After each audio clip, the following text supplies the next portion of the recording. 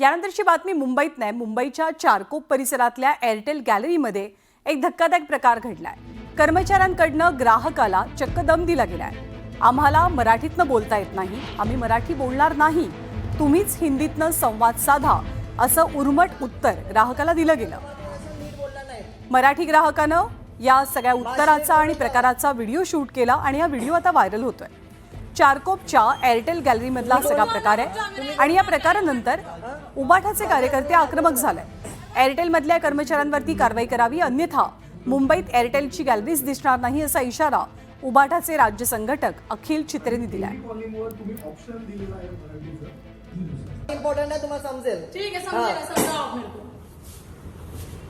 एक तर तुम्हाला कस्टमरशी बोलायची तर पद्धत नाहीये। ह्याच्या आधी पण दोन कस्टमर का तुम्हाला नीट बोलला नाहीत, माशी नीट बोलून जावा। आणि यानंतर बातम्यांचा वेगवान आढावा घेऊया। माजी गृहराज्यमंत्री सतेज पाटलांच्या पिंपरी चिंचवडमधल्या महाविद्यालयात बॉम्ब असल्याचा ईमेल आल्यामुळे खळबळ माजली। त्यानंतर आकुर्डी परिसरातील डॉक्टर DY पाटील महाविद्यालयात BDSच्या पथकानं 3 तास तपास केला, पण काहीही न सापडल्यामुळे हा खोडसाळपणा असल्याचं समोर आलं। पोलिसांकडनं धमकी देणाऱ्याचा शोध सुरू आहे। आरोपी गौरव आहुजाला पुणे न्यायालयानं न्यायालयीन कोठडी सुनावलेली आहे। गौरव आहुजानं पुण्यातील शास्त्रीनगर चौकात अश्लील चाळे आणि महिलांसमोरच लघुशंका केली होती। या प्रकरणात आहुजाला शिक्षा सुनावली गेली आहे।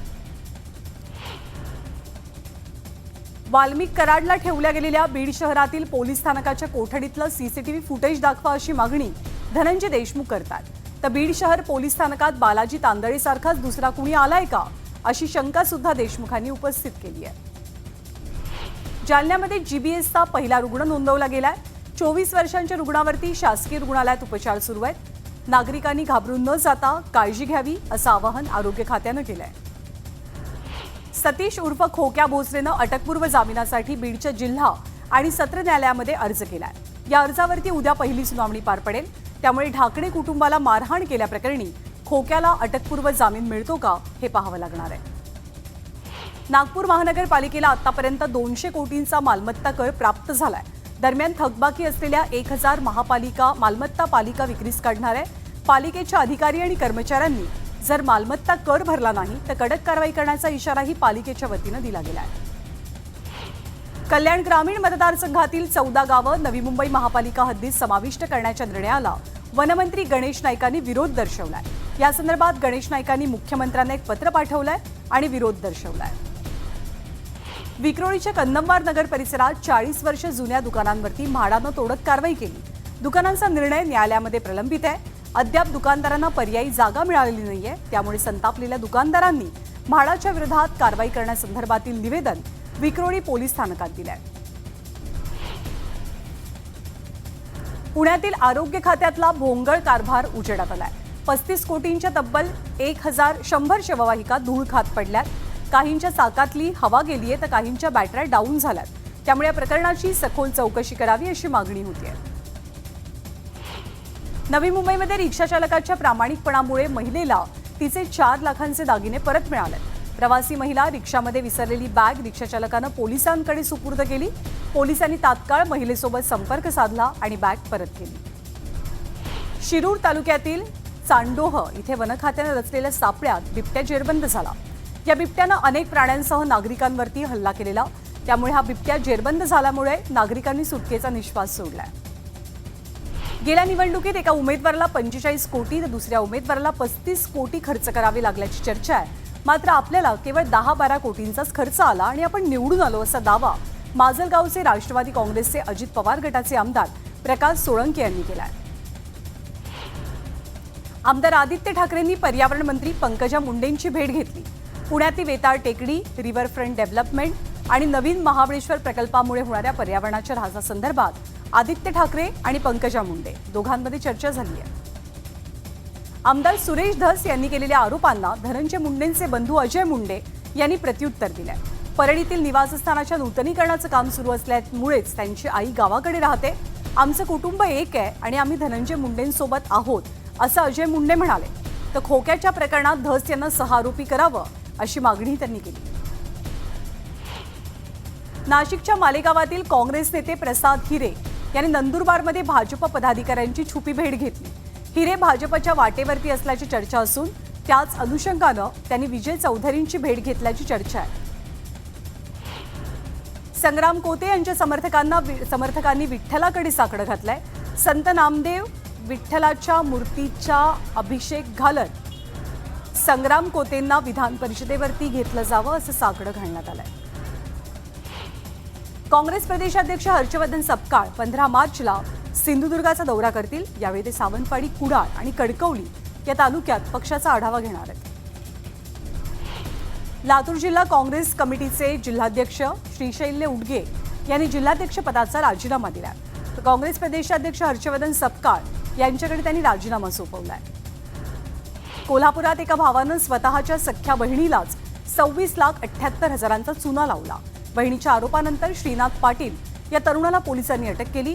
दरम्यान पैसे परत करण्यास नकार देत भावानं ठार मारण्याची धमकी दिल्याचा आरोप या बहिणीनं केलाय. अहिल्यानगर जिल्ह्यातील बेलपिंपळगावची काही वर्षांपूर्वी लुटमार करणारे आणि व्यसनाधीन तरुणांचं गाव अशी ओळख होती. मात्र आता हे गाव मंदिरांचं गाव आणि धार्मिक गाव म्हणून ओळखलं जातं. इथे स्वामी समर्थ महाराजांचा मठ असून अख्खं गाव सेवेकरी बनलंय. दर गुरुवारी जवळपास 2,000 लोकांना अन्नदान केलं जातं. विशेष म्हणजे पुढच्या 13 वर्षांच्या अन्नदानच्या पंक्ती आत्ताच बुक झालेल्या आहेत. नांदेडमध्ये मार्च महिन्यामध्येच पाणी टंचाई जाणवू लागली आहे. भोकरमधील अनेक गावात पाणी टंचाईची समस्या उद्भवली आहे. विहिरीत तळ गाठलाय, त्यामुळे नागरिकांना पाण्यासाठी वणवण फिरावं लागतंय. रत्नागिरी आणि रायगडला जोडणाऱ्या कशेडी बोगद्याची दुसरी लेन शिमगोत्सवाच्या पार्श्वभूमीवर सुरू झाली आहे. त्यामुळे मुंबई पुण्यावरून येणाऱ्या लाखो चाकरमान्यांचा प्रवास सुखकारक होणार आहे. लासलगाव, मनमाडसह नाशिकमधील सगळ्याच बाजार समित्यांमध्ये कांद्याच्या भावात घसरण झाली आहे. गेल्या आठवड्याच्या तुलनेत कांद्याच्या दरात 700 रुपयांची घसरण झाली आहे. त्यामुळे कांदा उत्पादक शेतकरी हवाल दिलाय. हिंगोली जिल्ह्यामध्ये खरबुजांची मोठ्या प्रमाणात लागवड होते. सध्या रमजानचा महिना आणि उन्हाळ्याचे दिवस सुरू आहेत, त्यामुळे खरबुजांना मोठी मागणी आहे. शेतकऱ्यांना याचा फायदा होतोय आणि शेतकरी आनंद व्यक्त करतात. परभणीतील मध्यवस्तीतील रस्त्यांची, नाल्यावरील पुलांची कामं गेल्या अनेक महिन्यांपासून संथ गतीनं सुरू आहेत, ज्यामुळे नागरिकांना त्रास सहन करावा लागतोय. ही कामं लवकरात लवकर पूर्ण करावीत अशी मागणी स्थानिकांची आहे. गाळमुक्त धरण आणि गाळयुक्त शिवार या योजनेअंतर्गत रुईभर आणि पोहनेर इथल्या धाराशिवमधल्या शेतकऱ्यांनी शेतात गाळ टाकून योजनेचा लाभ घेण्यासाठी अर्ज केलेले. मात्र अधिकाऱ्यांच्या गलथान कारभारामुळे शेतकरी योजनेपासून वंचित राहिले. इसापूर धरणात पाण्याची तिसरी पाळी काल सोडण्यात आली. दरम्यान आज नांदेडमधील अर्धापूर, भोकर, मुदखेड या भागातल्या कॅनॉलमध्ये उसापूरचं पाणी आलंय. या पाण्यामुळे 3 तालुक्यातल्या पिकांना जीवनदान मिळेल. गोंदियातल्या अतिक्रमणांवरती पोलिसांनी कारवाई सुरू केली आहे. फुटपाथवरती असलेल्या दुकानांवरती कारवाई करत त्यांच्याकडनं दंड वसुली होते आहे. नगर परिषदेनं या अतिक्रमणांकडे दुर्लक्ष केल्यामुळे पोलिसांनी कारवाई केल्यानं प्रश्नचिन्ह उपस्थित झालंय. उन्हाळा सुरू होताच पंढरपूरच्या बाजारात कलिंगडांची आवक वाढली आहे. उन्हाळ्यात कलिंगड, खरबूज, संत्र्याच्या फळांना मोठी मागणी असते. पंढरपुरातील बाजारात 60 ते 70 टन कलिंगडांची आवक झाली आहे. दौंड नगरपालिकेला 2 शववाहिन्यांची गरज असतानाही त्याची पूर्तता काही होत नाहीये. सरकारनं खरेदी केलेल्या 100 शववाहिन्या नायडू रुग्णालयामध्ये धूळ खात पडून आहेत.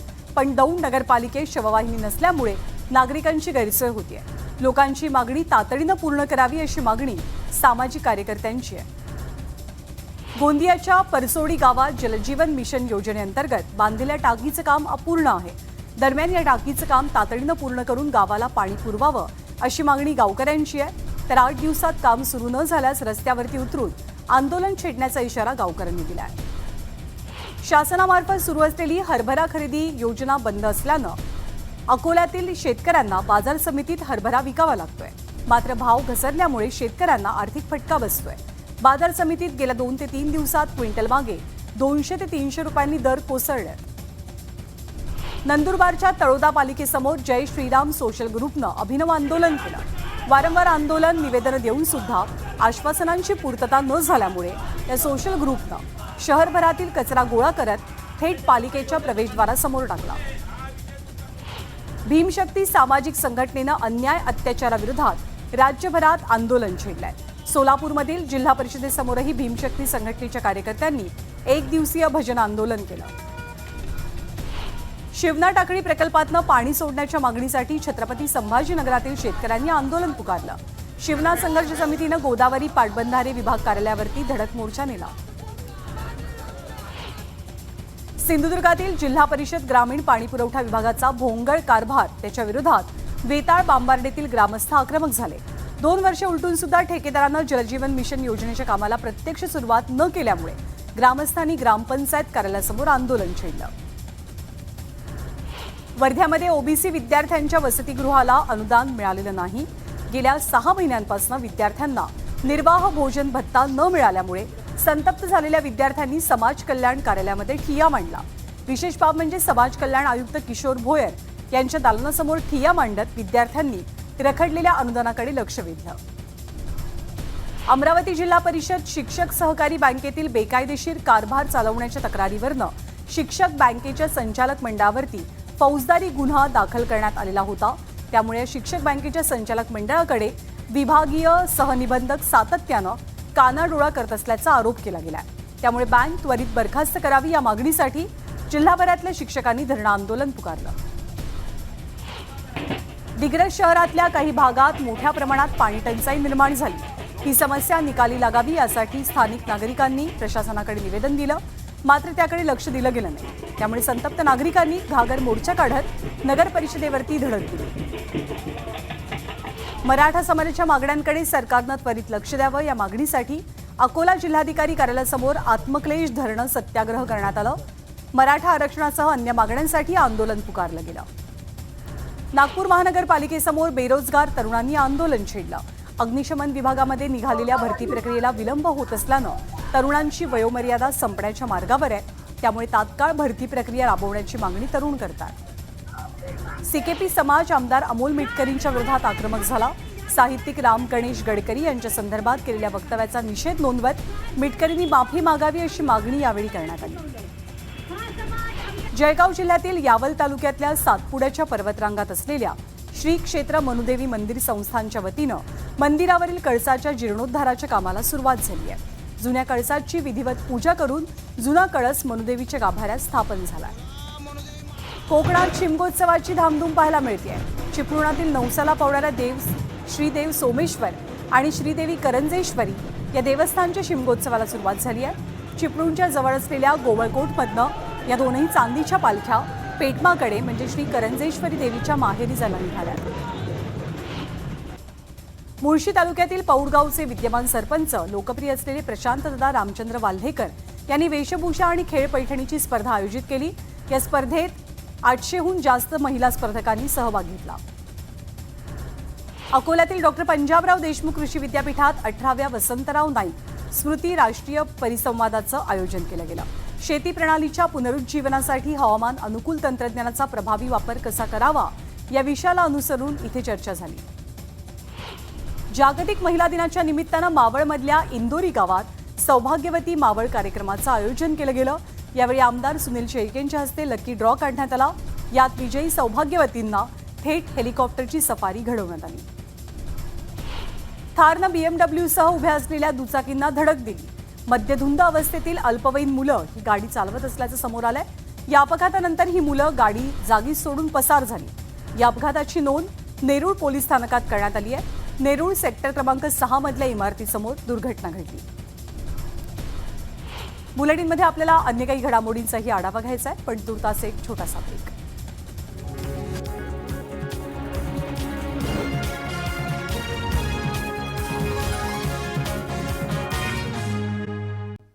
ब्रेकनंतर आपल्या सर्वांचं पुन्हा एकदा स्वागत. बातमी आहे लोकल सेवेसंदर्भातली. नवी मुंबई नेरूळ ते उरण ही लोकल सेवा सध्या ठप्प झालेली आहे. बेलापूर इथल्या रेती बंदरजवळ लोकल बंद पडली आहे आणि त्याचा परिणाम अर्थातच पाठीमागून येणाऱ्या लोकल सेवेवरती झालाय. काही तांत्रिक बिघाडामुळे ही लोकल बंद पडल्याची माहिती मिळते. परंतु प्रवाशांचा मोठा खोळंबा झाला आणि अनेक प्रवाशांनी या लोकलमधनं खाली उतरत रेल्वे ट्रॅकवरनं पुढे जाणं, पायी चालणं पसंत केलंय. सध्या प्रशासनाकडनं ही रेल्वे सेवा पूर्ववत करण्याचे शर्थीचे प्रयत्न सुरू आहेत.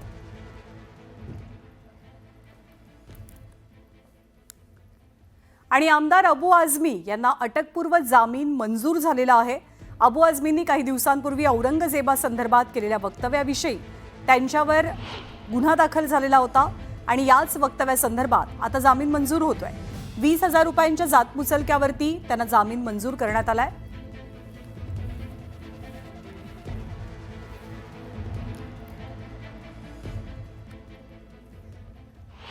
आणि यापुढची बातमी मुंबई जवळच्या पवईमधनं.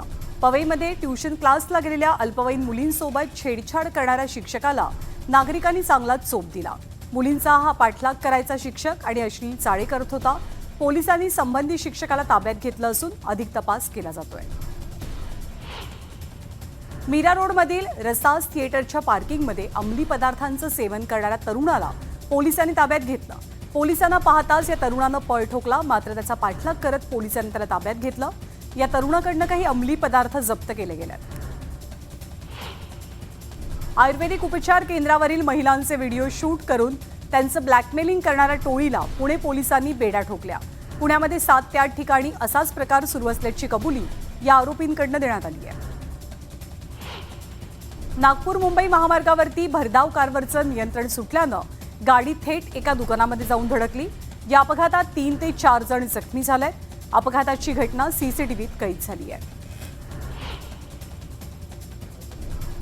मुंबईतील अनेक डेपोजवळील एका नाल्यात एका पुरुषाचा कुजलेल्या अवस्थेतला मृतदेह सापडला. सायन रुग्णालयामध्ये या मृतदेहाचं शवविच्छेदन केलं गेलं. मृत व्यक्तीची अजून ओळख पटलेली नाहीये आणि पोलिसांनी या प्रकरणी अपघाती मृत्यूची नोंद केली आहे. वाहन चोरी करणाऱ्या चोरट्याला गिट्टी खदान पोलिसांनी नागपुरात अटक केली. प्रवेश कंगाले असं अटक करण्यात आलेल्या आरोपीचं नाव असून चौकशीमध्ये 3 चोरीचे गुन्हे उघडकीस आलेत. परभणीच्या मानवत शहरात भरधाव कारने एका 54 वर्षीय व्यक्तीला उडवलं. या अपघातात संबंधित व्यक्तीचा मृत्यू झालाय. महाराणा प्रताप चौक परिसरात ही घटना घडली. पोलिसांनी कार चालकाच्या विरोधात गुन्ह्याची नोंद केली आहे. जळगाव खुर्दजवळील सर्व्हिस रोडवरती एका अज्ञात वाहनानं 3 मजुरांना झोपेतच चिरडल्याची घटना घडली. या 3ही तरुणांची ओळख पटलेली असून हे 3घे जण उत्तर प्रदेशाचे रहिवासी असल्याची माहिती मिळते. नांदेडमधील नाळेश्वर जिल्हा परिषदेच्या शाळेत मुख्याध्यापकानं विद्यार्थ्यांना बाथरूम साफ करायला लावलं. गावकऱ्यांनी याचा व्हिडिओ काढला आणि सोशल मीडियात व्हायरल केला. या प्रकरणी आता मुख्याध्यापकांवरती कारवाई करावी अशी मागणी ग्रामस्थ करतात. अर्थसंकल्पात कर्जमाफीबाबत कोणतीच तरतूद झालेली नाही. त्यामुळे नाशिक जिल्ह्यातल्या शेतकऱ्यांनी नाराजी व्यक्त केली आहे. मुख्यमंत्री देवेंद्र फडणवीसांनी दिलेल्या आश्वासनांची पूर्तता करावी अशी मागणी शेतकरी वर्गातून होती आहे. पिंपळगावातील शेतकऱ्यांची बाजार समितीत व्यापाऱ्यांनी कोट्यवधी रुपये थकवलेत. अद्यापही टोमॅटो उत्पादक शेतकऱ्यांना त्यांचे पैसे न मिळाल्यामुळे संतप्त शेतकऱ्यांनी लिलाव बंद पाडले आणि बाजार समितीला टाळं ठोकलंय. पवार गटाच्या वतीनं बारामतीत बळीराजा सहकार बचाव आंदोलन केलं गेलं. ऊसाच्या उत्पादन खर्चात वाढ झाली, मात्र अपेक्षित दर मिळावा, सोबतच कारखान्यांनी पारदर्शक ऊस दर जाहीर करावा या विविध मागण्यांसाठी आंदोलन केलं गेलं. जगद्गुरू संत तुकाराम महाराजांची जगातील सर्वात मोठ्या पगडीचं अनावरण झालंय. तुकाराम महाराजांच्या पगडीचा घेर हा 22 फुटांचा तर उंची 4 फुटांची आहे. तब्बल 450 मीटर सुती कापडापासून ही पगडी तयार करण्यात आली आहे. पवईमध्ये क्लासला गेलेल्या अल्पवयीन मुलींसोबत छेडछाड करणाऱ्या शिक्षकाला नागरिकांनी चांगलाच चोप दिला. मुलींचा पाठलाग या शिक्षकाकडनं केला जायचा आणि हा शिक्षक अश्लील चाळे करायचा. मीरा रोडमधल्या रसास थिएटरच्या पार्किंगमध्ये अंमली पदार्थांचं सेवन करणाऱ्या तरुणाला पोलिसांनी ताब्यात घेतलं. आयुर्वेदिक उपचार केंद्रावरील महिलांचे व्हिडिओज काढून ब्लॅकमेलिंग करणाऱ्या टोळीला पुणे पोलिसांनी बेड्या ठोकल्या. महाराष्ट्रभरातल्या बातम्यांचा आढावा घेतल्यानंतर आत्ता बुलेटिनमध्ये आपण इथेच थांबूया. थोड्याच वेळात पुढचं बुलेटिन माझा सहकारी विलास सोबत.